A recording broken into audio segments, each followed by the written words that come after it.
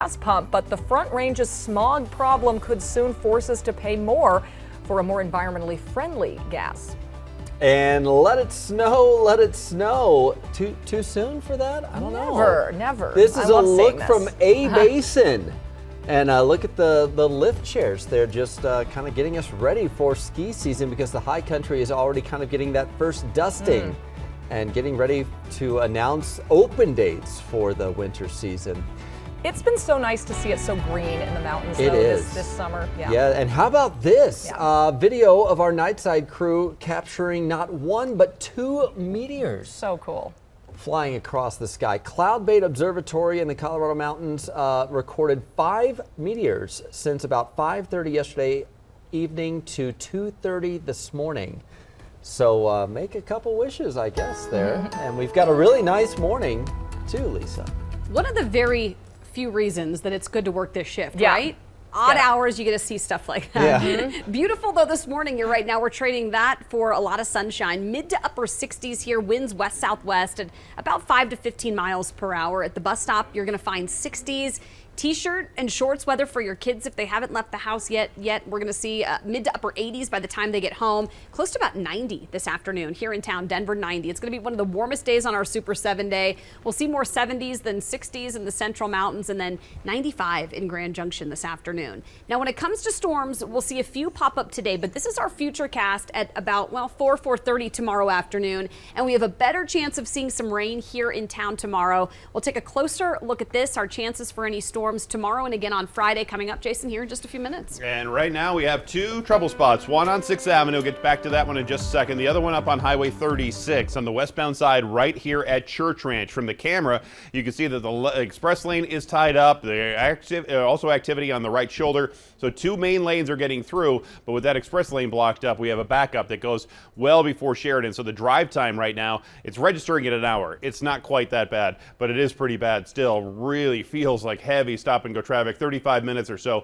getting on up to the mall from I-25. The other trouble spot, as you see from 6th Avenue at Federal, this is the crash right here over to the right side, so it's sluggish coming in from Wadsworth and Sheridan, but not as bad as Highway 36 is right now. And the rest of the drive, heavy stop and go traffic downtown, I-76, and all the other freeways around town, just feeling the effects of a lot of extra traffic, including a new problem, eastbound I-70 over by Peoria.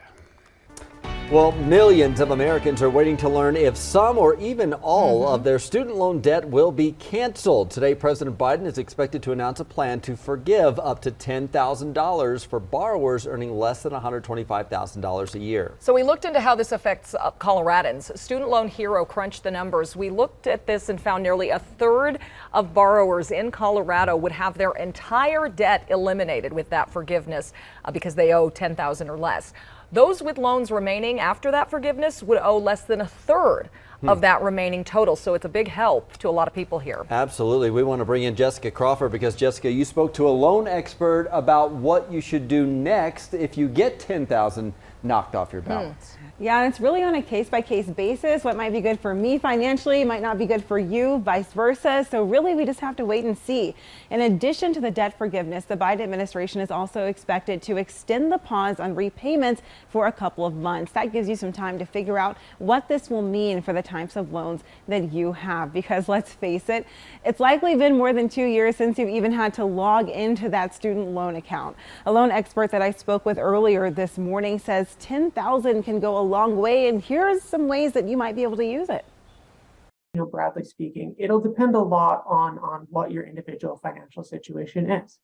For example, if you do get $10,000 of forgiveness and you're not left with that much student loan debt, maybe $1,000, a couple $1,000. For some people, it might make sense to just pay it off right away. But if it's between paying extra interest and paying your rent or buying groceries, you're probably 9 times out of 10 going to want to pay your rent or buy groceries. So really necessities first, but I've got to caution, this is not a done deal just yet. President Biden pushed Congress to do something about loan forgiveness because it has the power of the purse. And this move is expected to cost $300 billion. That's about half of the annual defense budget. Congressional efforts have failed. Multiple attorneys general have asserted that Biden can do this under the Higher Education Act of 1965. But the move could still be challenged in court. We don't have to look too far far for other examples of where the Biden administration has been overruled in the recent past. A CDC extension of a pandemic eviction moratorium was defeated, and the court shot down plans for OSHA to require a COVID vaccine or test program for private businesses. And I've already gotten some questions about that 10 grand. Really, a lot of people are worried about the taxes there. Yeah, if it's taxable income there, yeah. Mm-hmm. Right, well, I looked into it and I saw that the American Rescue Plan includes a provision making nearly all student loan forgiveness tax-free, at least temporarily. So it's likely that he did that with this in mind. Yeah, interesting. That would be huge. Thank you, Jessica. So who will benefit most from this expected forgiveness plan? Well, the answer could be black women. According to data from the American Association of University Women, women borrow on average $2,000 more compared to men, and black women borrow the most, taking out on average $41,000 to pay for college. Kyle Southern from the Institute for College Access says eliminating some of that debt can have a real effect on advancing racial equity. More and more people of color have taken on more and more student debt. And so at every level, we find how that makes it even more difficult to achieve, financial stability and to start to grow wealth. And so higher education is supposed to be the engine for opportunity, and too often it's functioned to only perpetuate the inequalities we see so often in society. So despite the positive effects overnight, the president of the NAACP slammed the loan forgiveness plan, saying $10,000 is not enough, especially for black people. The group is asking the president to cancel at least $50,000. People who work in public service are getting some separate help with their loans. The Department of Education says it slashed about $10 billion in debt for that group, which is about 175,000 people. This move was part of a program to attract more people to work in public service. And a little more on that payment forbearance. The president is expected to announce he's extending the pause on repayments through January. The current moratorium, as Jessica mentioned, was set to expire a week from today. We'll, of course, be watching for all of these announcements from the White House. You can stay with us on air on thedenverchannel.com and on the Denver 7 Plus app on your streaming device. Plus, in our next half hour, are students leaving free money on the table? We'll look at options for current or future college students to save money.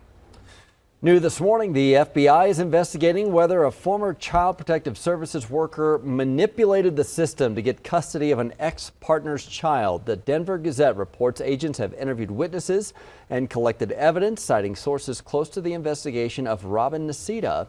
And if that name sounds familiar, she was the partner of Aurora's former police chief when she allegedly made false child abuse allegations against an Aurora City Council member.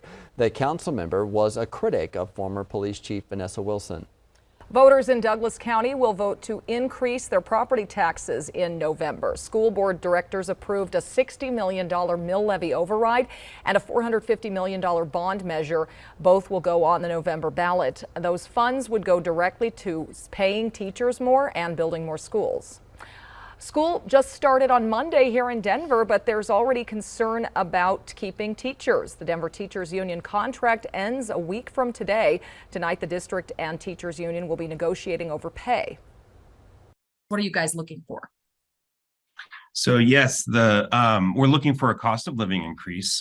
Currently, the inflation rate's around 9%. Currently, DPS is offering only a 3.5% cost of living increase. And so we're a little far apart on that currently. We think it needs to be more closer to the inflation rate. Those negotiations will continue for a couple more sessions over the next week. A plan to improve our air quality could also increase gas prices. Denver 7's Christian Lopez is at a Denver gas station to explain. Gas prices at this Circle K in Denver this morning are at around $3.82. That is right around the national average. A little bit more expensive if you use your credit card, but it's 10 cents cheaper than what we saw last week. So I know an increase is the last thing we want to hear right now, but this is really about helping the environment.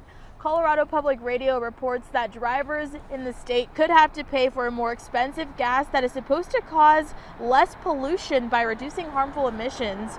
If you've lived in Colorado for a while, you know that smog problem tends to get a lot worse during those summer months. but the alternative blend could add as much as another 51 cents onto a gallon. Governor Polis has made it clear that he intends to fight this federal rule that would require it. Now, there is an option to opt out if states meet certain requirements, but if the Front Range's air quality is downgraded to severe, then Colorado would not be eligible for an exemption. If this mandate does move forward, it would impact the stretch of 9 counties from Douglas to Larimer, and drivers would have to pay more for gas during the summer months because that is when smog is at its worst. And this would all go into effect in May of 2024. Reporting in Denver this morning, I'm Christian Lopez, Denver 7. Well, check it out, more snow in the high country. Okay, it's just a tiny bit here, but A-Basin released these photos showing some light snow mixed with hail at the top of the mountain after some storms earlier this week. Obviously, there is still a lot of green out there, too. A-Basin hasn't said when they'll start making snow for the ski season. They're expected to announce a timeline in early October.